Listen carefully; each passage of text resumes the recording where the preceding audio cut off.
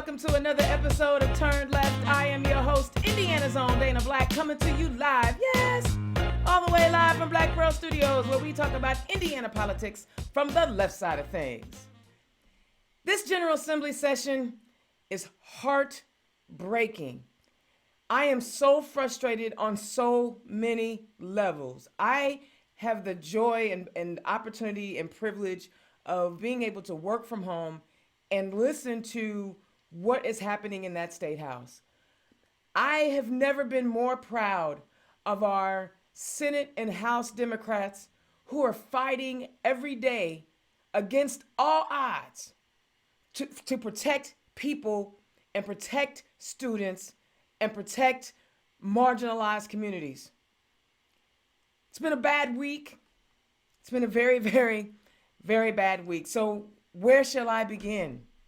WLFI.com reports Indiana legislators advanced a bill on Tuesday that would force public comment in school board meetings, while a separate proposal seeking to add political party identifications to what are now nonpartisan school board elections throughout the state was effectively abandoned. So there's some good news and some bad news.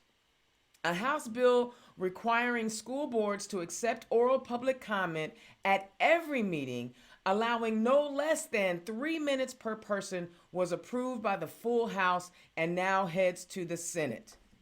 Why is this bill significant? I know a lot of you are suggesting, well, everybody should be allowed to have public comment. Everybody should be able to say what they need to say at school board meetings. And technically, yes. However, when they become unruly, and the people who are speaking start to threaten and spit on school board members, I'm not mad at school board people who decide, you know what, we're going to shut all this down because we don't deserve this type of disrespect. But see, this bill says it doesn't matter how unruly or how disrespectful or how just gross some of these parents are. Yeah, I said it. Some of these parents are to our school board members. They have to sit there and take it. I don't know about you. I understand what they're doing and why they're doing it, but maybe they should put some provisions in there that says if it becomes unruly and people are disrespectful, get them out of here. We've already seen all over the state in different school board meetings where police have had to be there. This is no different than a lot of the desegregation arguments that were happening back in the 50s, and people acting like total behinds, like they didn't have any home training whatsoever, talking to people ridiculously. I'm really disappointed that they didn't put any provisions in there for that. But you know what? I say we all man up and we show up to all these school board meetings and we make all of our voices heard. And then we become like, I don't know, the Black Panthers. And we stand in and protect our school board members so that they are not being disrespected by regular everyday people. They show up, we should show up. I'm just saying. A related Republican-backed proposal that would require candidates running for school board to identify as Republican, Democrat, or Independent did not advance from the House Elections Committee. This is a good thing. I know some people were worried about it, so that one's gone. If it doesn't come back, we might be in good shape. However, the committee chairman, Republican Representative Tim Wesco, was not immediately available to comment on why the bill was held or if lawmakers in the Senate would still advance their own version of the proposal. So it ain't over. It is not over. All right. WFYI reports. The Indiana House approved a controversial school content and curriculum bill Wednesday after more than an hour and a half of discussion on the House floor and making some changes to the bill earlier this week. The bill's author, Representative Tony Cook of Cicero, said recent changes to House Bill 1134 aim to address concerns it would add unmanageable amount of work onto schools' workloads or prevent teachers from condemning racism. Kind of had to do that because the Senate version, Senator Baldwin said, we could be neutral on Nazism. But hey, that's why I love non-educators, non-historians trying to craft bills dealing with America's history. Anyway, the changes included an easing back of requirements to post learning materials online and added language for the Indiana Department of Education to provide guidance to educators about how to follow parameters outlined in the bill, among other things. Now, our Democratic legislators tried to share with the entire body why this bill was bad. And one of the things that Representative Delaney said I found to be poignant. I mean, there were a lot of good stuff. I mean, Representative Tanya Pav talked about I am currently a teacher and how this would change the way she teaches in the classroom. Representative Blake talked about his role as a teacher. Representative Terry Austin talked about her role as a teacher. Representative Pack, as a black woman being a teacher, talked about how there were subjects that were uncomfortable to her, but her uncomfortability was the reason why she went into the service so that she can serve our nation and serve communities better. But one of the most poignant interactions came from Representative Ed Delaney. He says, "We're afraid of change. We want to tell our kids everything's all right the way it is. And we want to tell some parents that if you think the teacher went a step too far, go make a complaint." So what do we want our kids to do? We don't want them to be woke. We want them to be asleep. That's what this bill proposes. Put our kids and their minds and their futures to sleep. See, y'all, this bill, 1134, is one of those anti-CRT bills, which you guys already know. We're not teaching this in school. But this is also an anti-real history bill.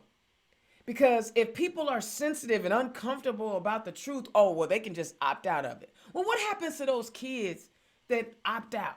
What are they supposed to do? And why do we have so many parents who don't even understand the First Amendment, Second Amendment, other than they could carry a gun, dictating how curriculum is being taught by people who have been trained and educated to do that thing? It's like me going into a surgical room and telling the surgeon how to cut. What sense does that make? Now listen, this bill is coming out of the House. It's going over to the Senate. We don't know, since the Senate bill was pushed down, we don't know what the Senate is going to do with this bill. But this is what's happening in our state house. Something else that broke my heart, AP reports legislators additionally pushed forward a bill on Wednesday that would ban transgender women and girls from participating in school sports that match their gender identity. The proposal, which could get approval from the full House on Thursday, which I didn't get a chance to hear the bill, would prohibit students who were born male but identify as female from participating in sports or on an athletic team that is designated for women or girls. But it wouldn't prevent students who identify as female or transgender men from playing on men's teams. Y'all, as a gender nonconforming individual who does not subscribe to what society tells me that a woman is supposed to look like or how she is supposed to carry herself, I call BS on this one. I call BS. Why are we literally carving out legislation for a specific type of human to discriminate against them?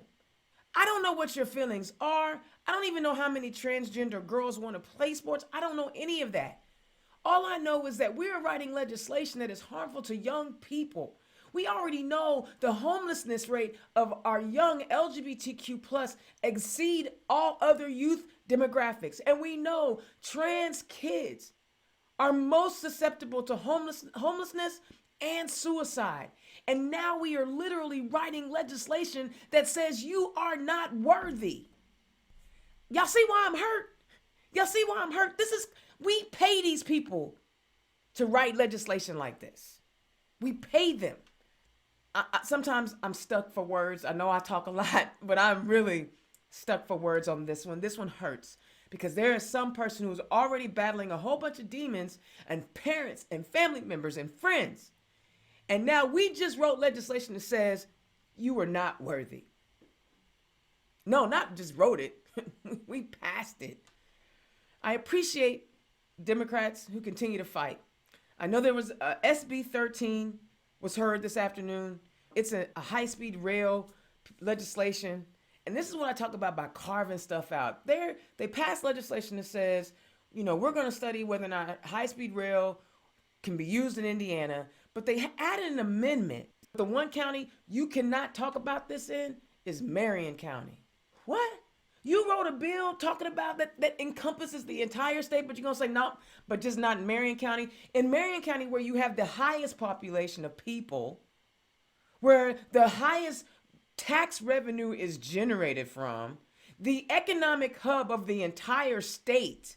There are other counties in our state who are welfare counties taking money from Marion County, but they carved out a bill that says that we can't discuss high-speed rail in Marion County.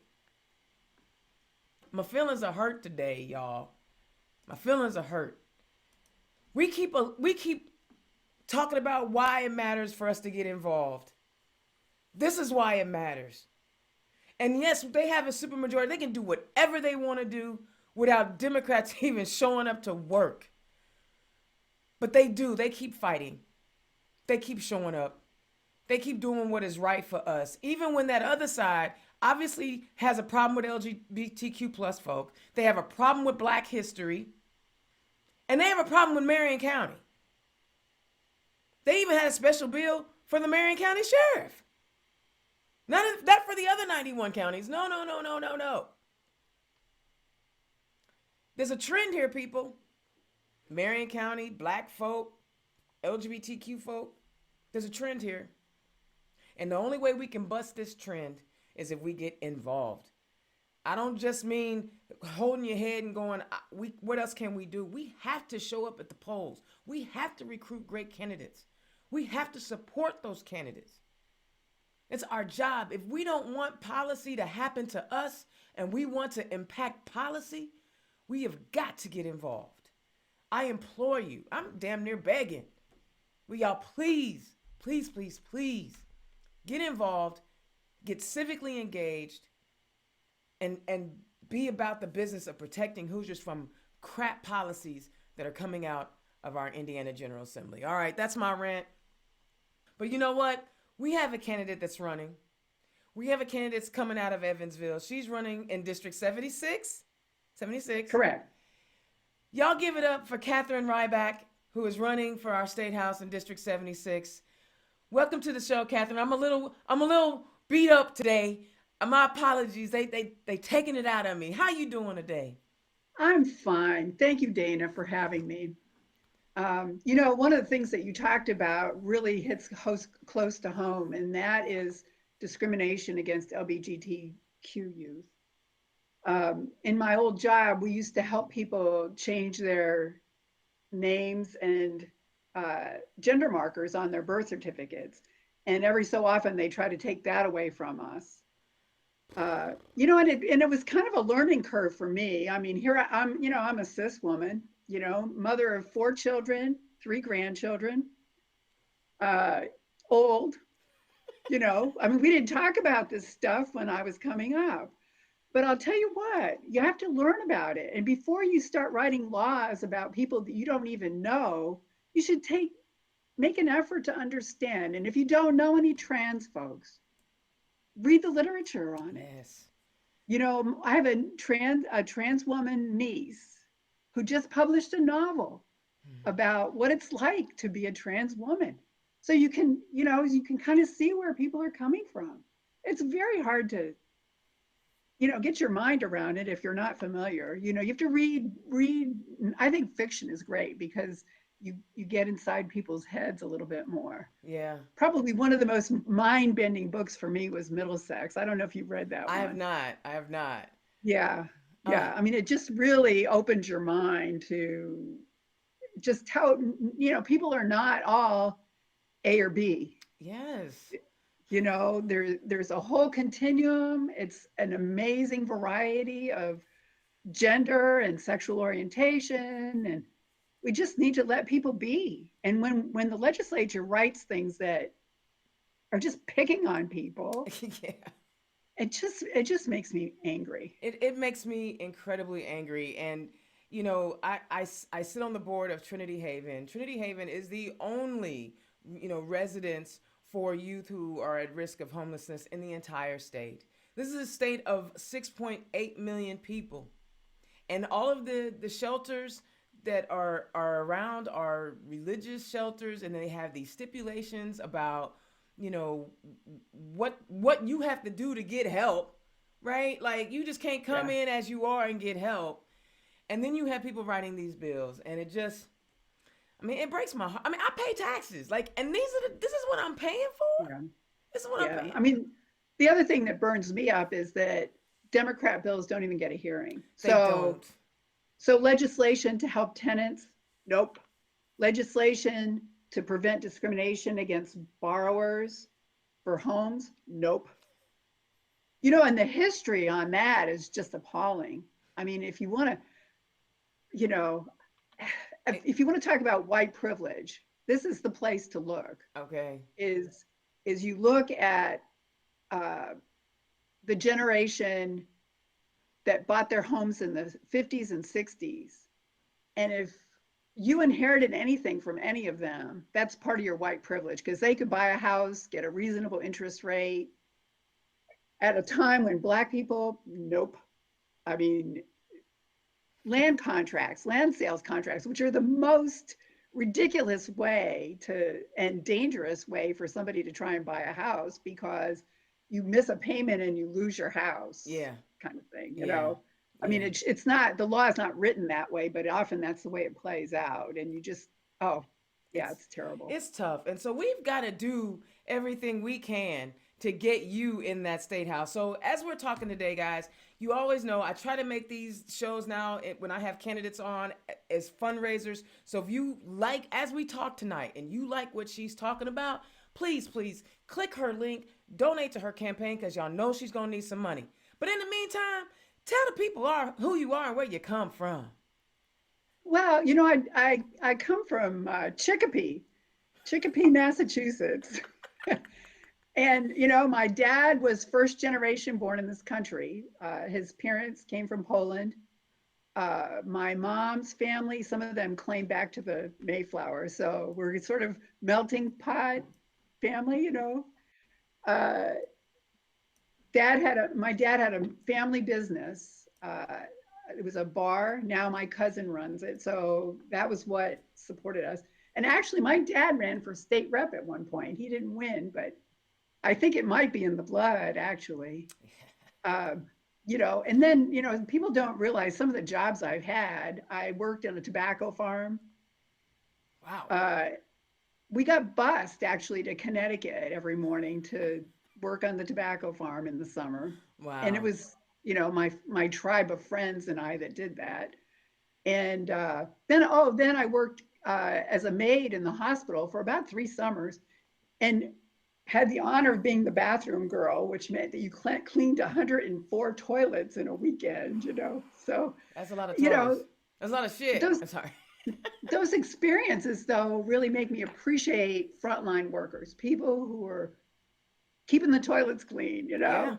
Yeah. Those Uh, essential workers that they essentially don't want to pay, basically. well, right, and so that's one of the things I'd like to see is people get paid enough, and particularly nursing home workers. Uh, you know, I don't know if you followed that series in the Indianapolis Star about all these county hospitals siphoning off money that's supposed to go for nursing homes. They're not even operating those nursing homes, they just own them. And in the meanwhile, Indiana has like one of the worst staff to patient ratios in the country. Mm-hmm. And, you can't, even if you have the best heart, and you're strong and you can run up and down the hall and do all the things that people need you to do, you can't be perfect No. if you have to if you have to take care of too many people. Absolutely. I mean, You can't be as good as you want to be. no, you can't. And that's literally what has been happening where, remember back in the day the conversation was, when they were trying to raise the minimum wage, they were like, well, they made bad choices. They should make better choices and get better jobs. And now when these people are like after the pandemic, well, during this pandemic, they're like, oh, I don't want to go back and do that anymore. People are like, wait, I need you to come back and take this crap job for this crap pay because you're inconveniencing me. I need my burger now. you know Yeah. Well, and you can't substitute a human being in those jobs when it comes down to taking care of your grandmother, or and it just it just isn't. Absolutely. I mean, And so what we've set up is we have a lot of for-profit facilities in Indiana too, and you have people who are having to take a profit. That's what corporations are for, yeah, to generate profit. yeah, And the government needs to balance that out. Same thing with utilities. The utility companies, all their obligation to their stockholders is to make a profit. The role of government is to balance that out, make sure we have reliable service, but also not give them their wish list if it's all designed to maximize profits, which it should be from their perspective. You have to have government balance that out. absolutely. And we need people that actually are writing legislation with people in mind. I just don't, I mean, even though like Tony Cook, Representative Tony Cook, says that his bill is to, give parents more transparency, it's not, he's not writing that piece of legislation to cultivate young minds. He's writing it to stifle it and make sure that their little soft feelings, their little feelings don't get hurt. But nobody asks Yeah. black parents how they want black history, how they want U.S. history taught, or Hispanic Sure. kids or Native American kids. Nobody ever asks them how they want Well, to. and how those kids feel when there's history is glossed over, and not talked about. Yeah, I mean, what we need is for our children to learn the truth.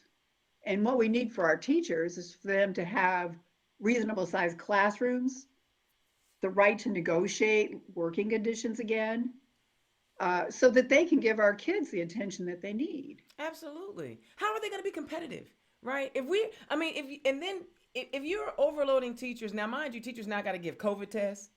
I mean, they got to do everything. They're like the nurses, they're the teachers, they're the babysitter, they're the social worker, they're everything. But what they're supposed to be, which is pouring knowledge into our kids. Oh, and then they got to buy supplies, and then I read Yeah. somewhere where if they take off too many days because of COVID, they have to pay for the substitute.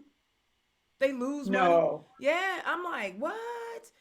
There's so much out there. But anyway, I mean, it looks like you and I Yeah. can talk about policy all day, and I'm loving it.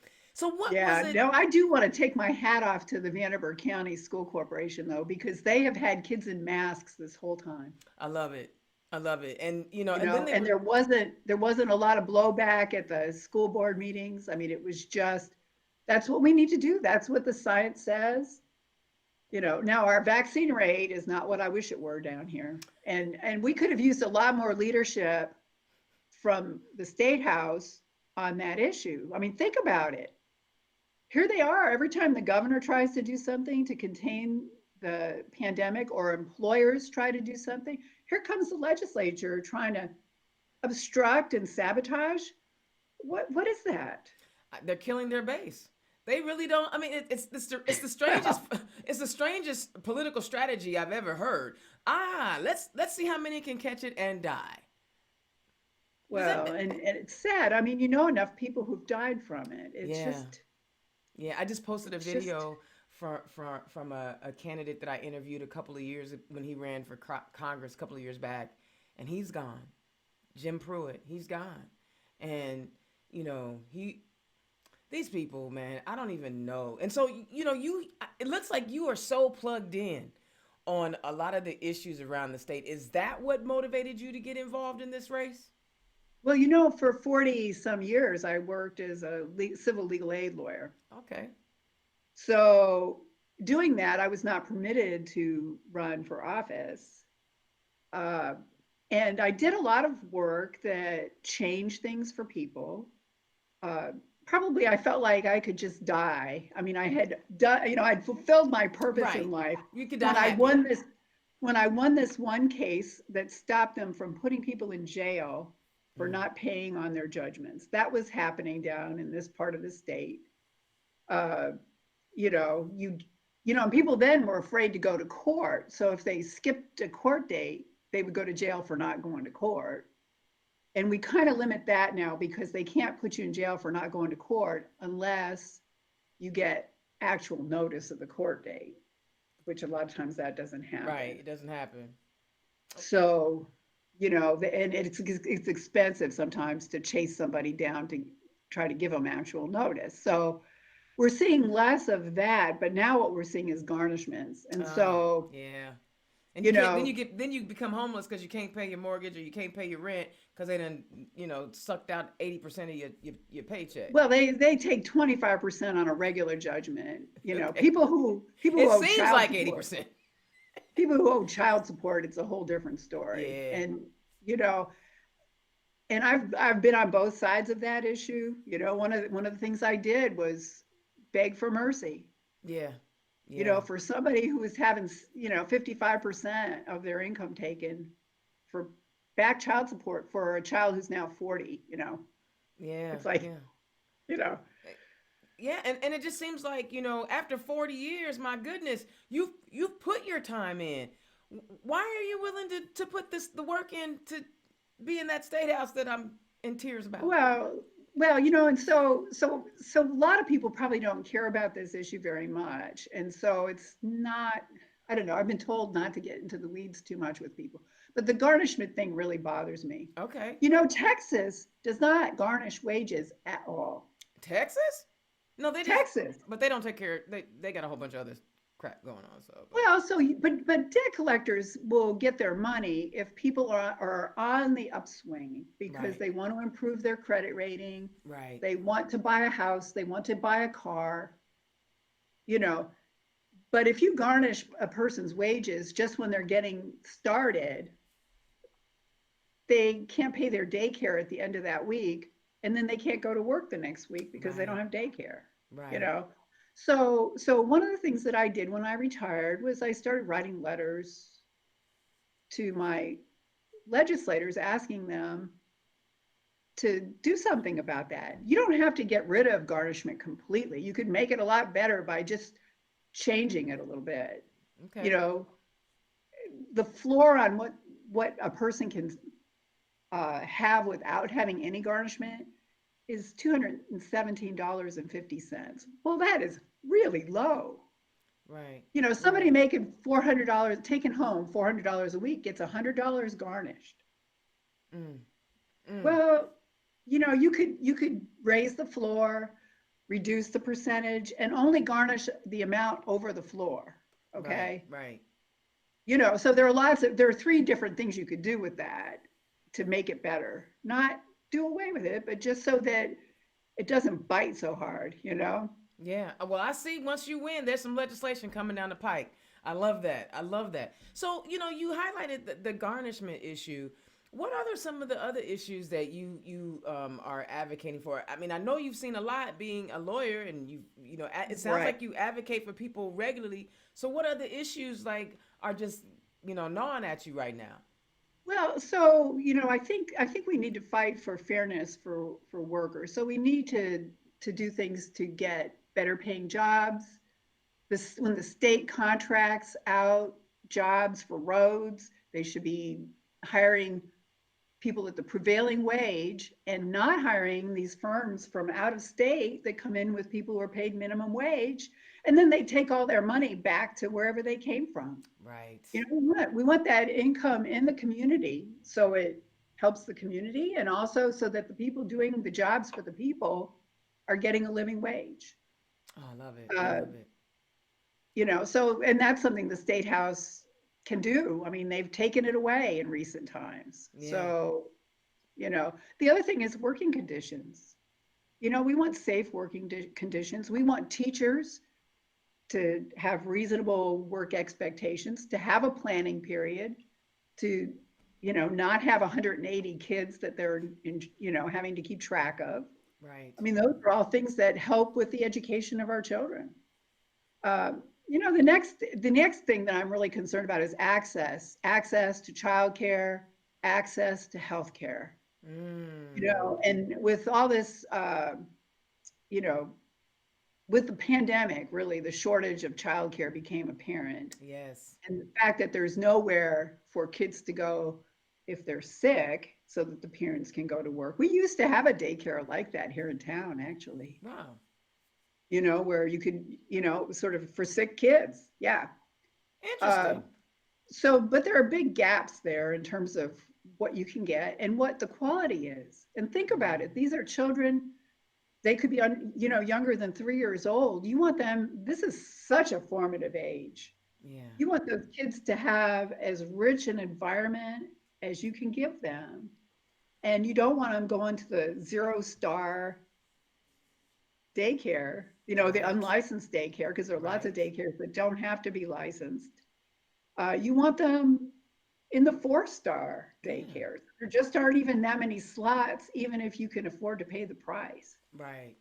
So the way to get there, of course, is to invest, and if we could get Build Back Better or some version of that, you know, and I let the Republicans take credit for it, which they've been pretty good at That's, doing some of the, oh my gosh. I mean, they running around talking about, look how much money we got y'all for infrastructure. No, you right, didn't.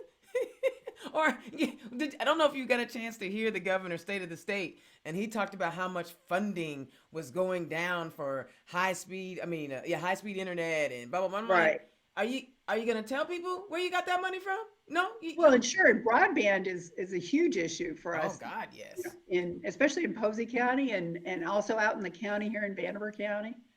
And everybody can work from home if they have, not everybody, but Right. a lot of people are working from home now. But if you don't have broadband, your kids can't even do their schoolwork.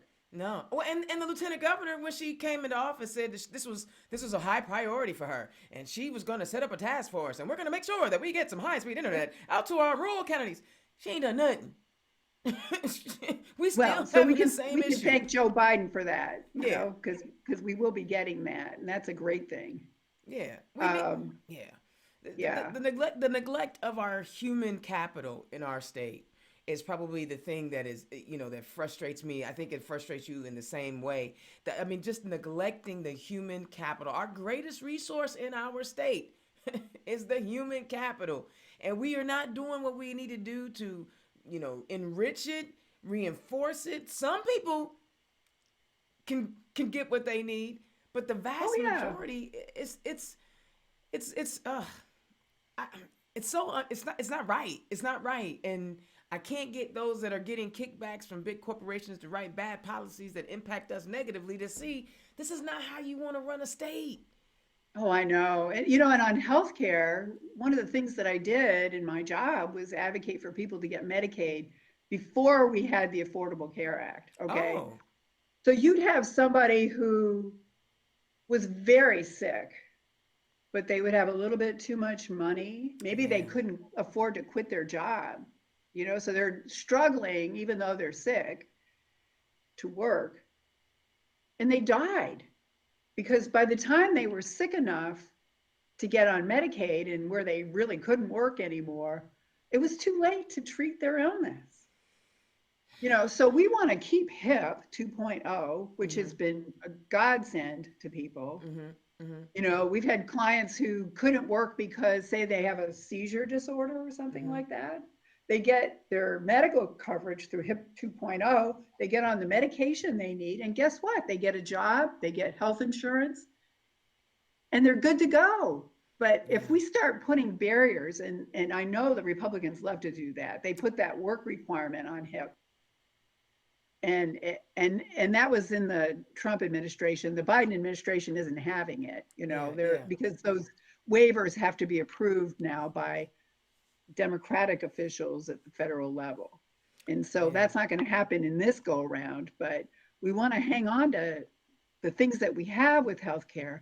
The other thing that really concerns me is our maternal mortality rate. mm, And I had mm, a conversation not too long ago with a doctor friend of mine about the proposals on abortion. mhm, mm, And one of the things that it does is it ties the doctor's hands when you have a mom she's already miscarrying. That pregnancy is not right, going to reach its its fruition, but the doctor didn't feel like they can do anything to stop her bleeding or to prevent her from getting sepsis, or you know women could die because the law is making it murky for the provider.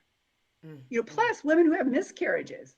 If mm, we get a Texas style bill in this state, which is You know, close to are happening. people who have a miscarriage going to have to justify that? I mean, one Yeah, in four pregnancies ends in a miscarriage already. I mean, nature is a pretty big color of pregnancies. yeah. And you know, if you have a neighbor who suddenly notices you're not pregnant anymore and decides they're going to sue you for, you know, But it's crazy. What's so crazy is that okay, there's a legislation regulating what is already in a woman's body, not putting it in, but what's in a woman's body, right? And yeah. she's decided that she wants something different, or it is not healthy for her to continue with this thing. We have people writing legislation to regulate that, but we have people writing legislation saying no mask mandates because oh my freedom to wear I don't want to wear a mask or I'm not getting the vaccine and I don't care if I am gonna get someone sick who can't get vaccinated or I don't want to wear my mask. I don't understand that level of hypocrisy is just so far outside of my reality. But this is what's happening. We got it's usually some dude is usually Oh some yeah. dude who don't know nothing about a woman's body, nor could he navigate his way around it efficiently, making decisions, making decisions about a woman's body. You know what I'm saying? Well, Like right, it right. just all of that just is just. I mean, you know, you got man. It's I'm loving this. You are so connected. You are so connected with the issues. I'm enjoying listening to you. So keep going. Oh, thanks. Well, the other thing I would like to see is government that works for the people, that Yeah. works for everybody. And you know, I've got a number of things on my mind there. One is I love, and a lot of people will laugh at me when I say this, but I love a well-run bureaucracy. Okay. Yeah. We need a well-run state bureaucracy to handle things like rental assistance. Yeah. I mean, it was a disaster. We were seeing people getting evicted after they were approved for rental assistance because the check hadn't arrived yet to the landlord. Yeah. You Yeah. know, Mm. I would like to see, you know, the Supreme Court, the Indiana Supreme Court came up with a program for uh, landlord tenant settlement facilitation conferences. Okay. Well, the idea was to get them together and either reach some kind of a payment arrangement to get the tenant caught up or an amicable agreement on a move out date.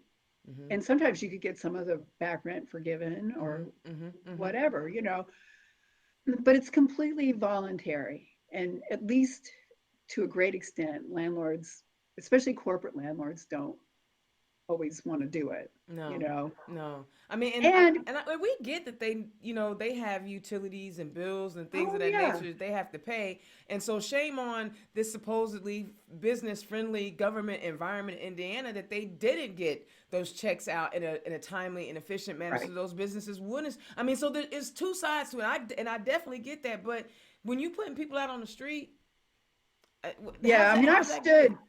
I've stood beside people who were being kicked out of their homes and had no idea where they could go.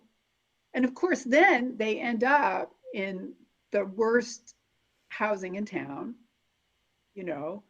And Indiana, our legislatures won't do anything about passing repair and deduct or withholding rent to get repairs done. None of that. I mean, those are all things that, you know, we need to balance out the lobbyists who Mm-hmm. are up in Indy and are standing up for landlords and standing up for payday lenders and standing up for hospitals and corporate nursing home companies and you know, and I want to speak for the people. I want to speak for Yeah. the tenants. I want to speak for the homeowners. I want to speak for people in nursing homes. I want to Yeah. speak for students and teachers. Ah, So, yeah, I mean, we need you. I think I want to be the person in the room who says, "Wait a friggin' minute." We need you. We need you. We need your fervor because you know probably more than half the people who were elected in there anyway. And it's and you can articulate an argument better than most of those people anyway. And it's just so I mean it is so frustrating to see people are electing these humans and these humans are not taking care of the people that elected them. And it just Yeah, yeah. I mean, probably the last thing I want to talk about is how we make a crime out of everything. And one of the things we need to work on is substance abuse. Mm-hmm. And by making it a crime and imposing a stigma, we're preventing people from getting the help that they need. Yeah. And when the crime is mere possession, I think we need to be doing something else with people. Yeah. Now I think you still have to prosecute people who burglarize homes, or Sure. I mean, Sure. that's those are crimes that affect somebody else. But somebody who's an addict, I think we need to have programs that do harm prevention or harm minimization, because you're never going to get a dead addict into recovery. Right. So you want to do things to keep them alive until they can get to the place where they're ready to embrace sobriety, Yes. if they ever get there, Yes, yes, yes. Addiction is a health issue, and we treat addictions and we treat mental health as if it is a crime. Well, hell, it's a crime being black, so I'm just going, and that's there's no defect there. There's just can stay out in the sun a little longer before I burn. That's it. That's it. Yeah, yeah. I mean, I don't think I've ever been arrested for driving while white. Oh, well, I was telling you earlier, I've had people call the police on me for canvassing as a candidate. I mean, any Yeah. people are so afraid of each other, and part of the reason why is because everybody's trying to hold on to what little bit they have, because we see government, we see people writing legislation that doesn't benefit us and advance us as a people. It only advances those big entities. And you know what? As a Democrat, I have to actually say, I have Democrats that are messing it up. Especially at the federal level. Oh, yeah. Y'all messing it up. What are you doing? And it comes down to, I got mine. I don't care if you ain't got yours. Yeah. Well, and we do need to be concerned about people who work in coal. I mean, those have been good paying jobs for people. But I don't think, I think even without government, we're going to see a transition away from that to solar and wind. And the sooner the better in terms of climate change. I mean, we need to take care of our environment. We need clean air. We need clean water. We need healthy food, healthy soil. You know, Especially in it's Indiana just, farmland. hmm? Especially in Indiana farmland. Oh yeah, yeah. I mean, that's where I live. I mean, you don't have to go very far from here to see a farm field. I mean, And you don't want algae blooms from too much fertilizer running off into the water. You right, want to preserve your wetlands because they help with drainage. right, right.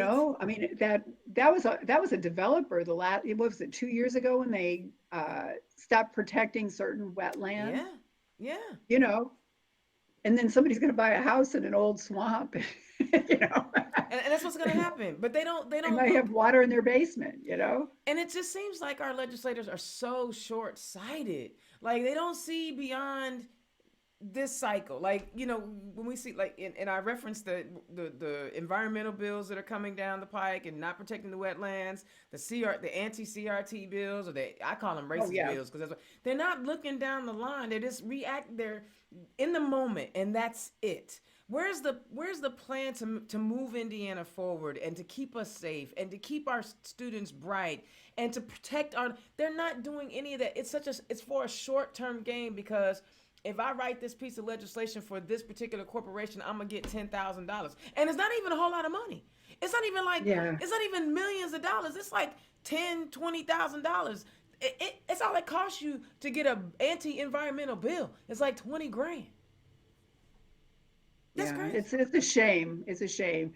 And down here in the southwest corner of the state, I mean, we've looked at ourselves as a sacrifice zone down here as far as the pollution. Where we have a Yeah. lot of coal burning plants. And the coal ash Uh, pits and the super yeah, polluters, all of that is down there by Evansville. yeah. So it's our children's future and their health that are really at stake here. In terms of making this a more livable place.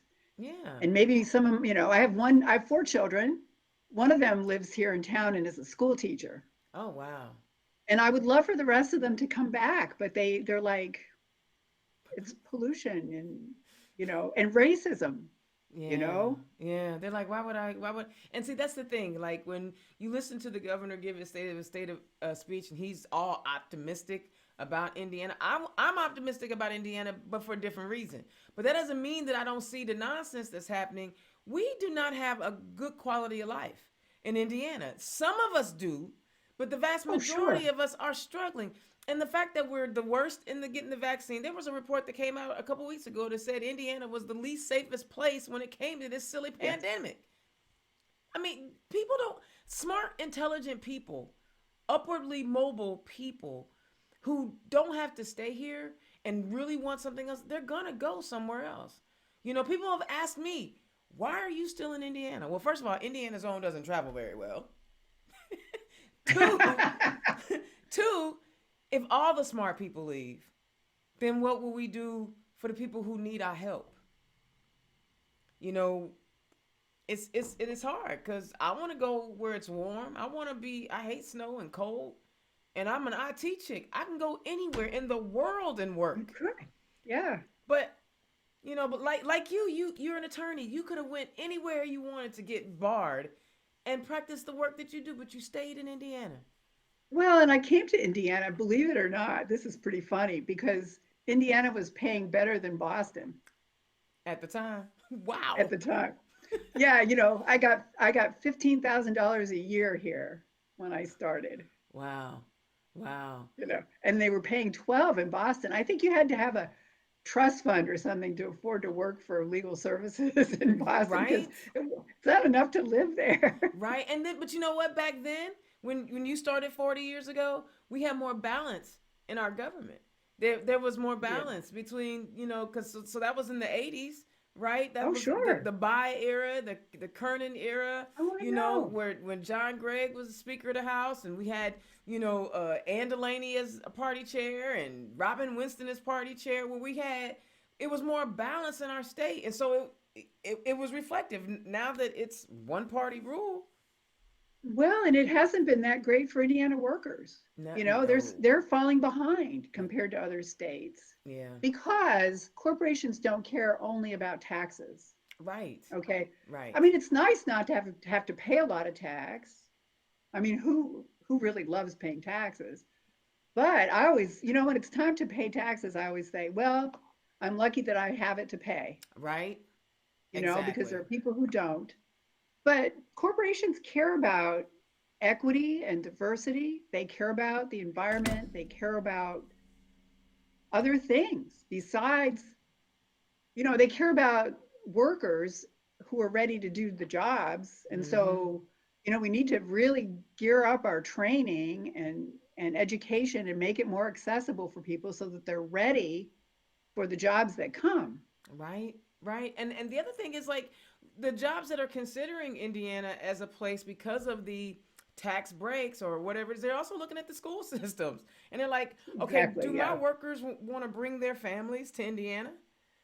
When you have a magician running around Hamilton County, talking about CRT. I mean, literally, they brought in Yeah. an Asian magician and said, "Oh my God, I moved from California because it was too racist for me. Get out of here." I mean, I guess some Hoosiers will buy that. I won't. I mean, Yeah. It's, they're the all whole CRT thing is it's just a diversion. it is. It's It and is. a dog whistle, really. I mean, it just number one, I mean, it's not taught in K through 12. And and if somebody feel, really we're not trying to make kids feel bad when we teach them history, but we do want them to feel empathy for other people. Say that. I mean, what? What is wrong with that? What is wrong with feeling like, oh my God, that was terrible. I don't ever want to Right. do it again. Right? Exactly. Yeah. Uh, it, And that's, and if you don't have experience with it, you may be clueless, exactly. so by reading literature that depicts what happened to Black people, that's a wonderful way to step into somebody's shoes and develop more understanding. That's why I'm just appalled that they would like try to ban Toni Morrison, you know, Right? or the other thing is they want to make criminals out of librarians. Yeah. Yeah.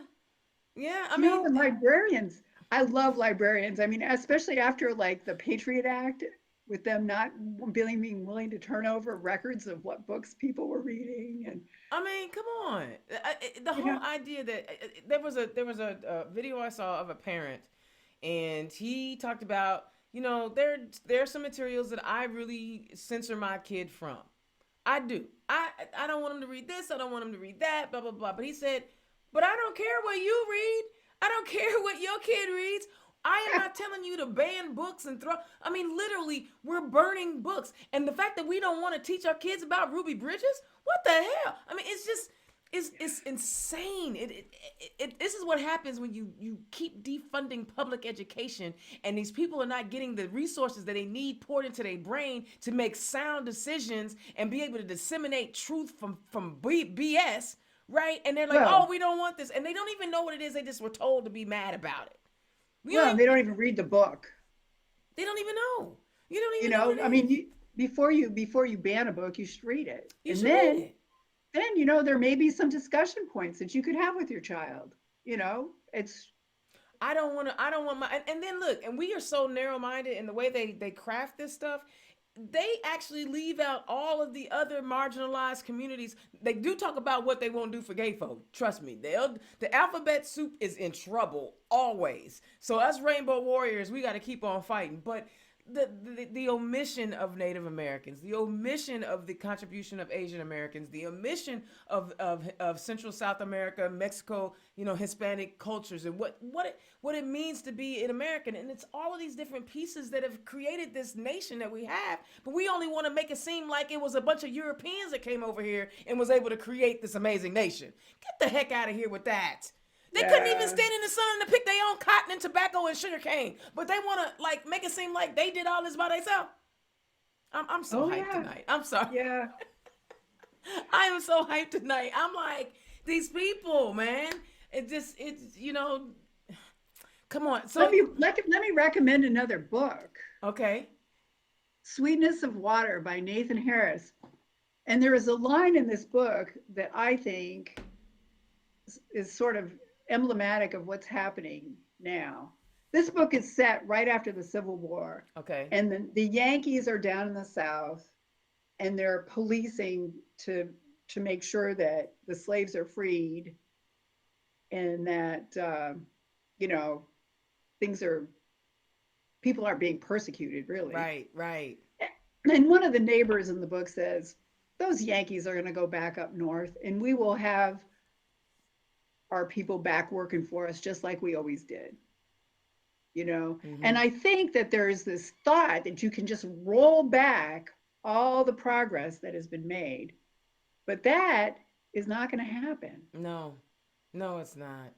I still question sometimes how they got us in the boats, but hey, it happened, and we here, and we are. This is our nation, so stop trying to tell me to go somewhere. It's my nation too. And Native Americans, thank you for not, you know, trying to come get your stuff because listen, just think about it. Stolen people on stolen land. That's just. Oh, absolutely. Yeah, yeah. Well, you know what? I have nothing. Gosh, I'm in love with you now. I should just say that because you hit on all the issues without me even prompting you. You can tell these are things that you are passionate about, and you are passionate about people. You are a lover of people and how you can help people. You are exactly the kind of person we need fighting alongside our state reps in the House right now. And I hope that everyone, excuse me, I hope everyone who's been listening tonight will click on her donate link, so support her, send her to our state house. You know what? She's been fighting for 40 years out here in the streets. Let's send her to the state house. Let's get her in there so she's writing legislation that makes sense for the people. I really do appreciate you coming on, Katherine. I wish you the best of luck. I do believe that we are going to be able to get some donations and get you some support. Do you have any events coming up that we should know about? Well, I have a launch party on Saturday. Oh, okay. So Is it virtual or? it's live. Okay, we're, okay. we're living dangerously, but Okay. I hope to make it a safe event with masks and finger food that you can pop under your mask. How's that? All right. All right. I love And it. yeah, so out at Zapp's Tavern on Saturday from 2 to 4 Central Time. Okay. And that's down in Evansville. Evansville, right? Well, it's actually over the Evansville line into Posey County. It's Okay. kind of it's kind of centrally located in my district. Okay. Excellent. And what are the counties in your district? Well, it's all of Posey County and then part of Vanderburgh. Okay. Totally gerrymandered, Of course. Of you know. course. Of course. I mean, Vanderburgh County, of course, is where Evansville is. Right. And I think we could have 2 Democrat seats out of Okay. Vanderburgh County if it wasn't gerrymandered. But what we have is 1 Democrat seat and then 3 other seats that are split up with other counties, That's crazy. so they're diluting That's you crazy. know, the They did city the same vote. thing up in Allen County and Fort Wayne. They did the exact same thing. They just, I mean, they don't want the people to have a say in who they want representing them. They're carving Yeah. it out and marginalizing their votes. It's just Well, and they ridiculous. say they draw lines by counties and townships, but I'm in a township that's like cut up. Wow, that's crazy. That's crazy. Well, so Saturday in Posey County, where can they find you? Where can they find where you are and your social media handles and all that good stuff?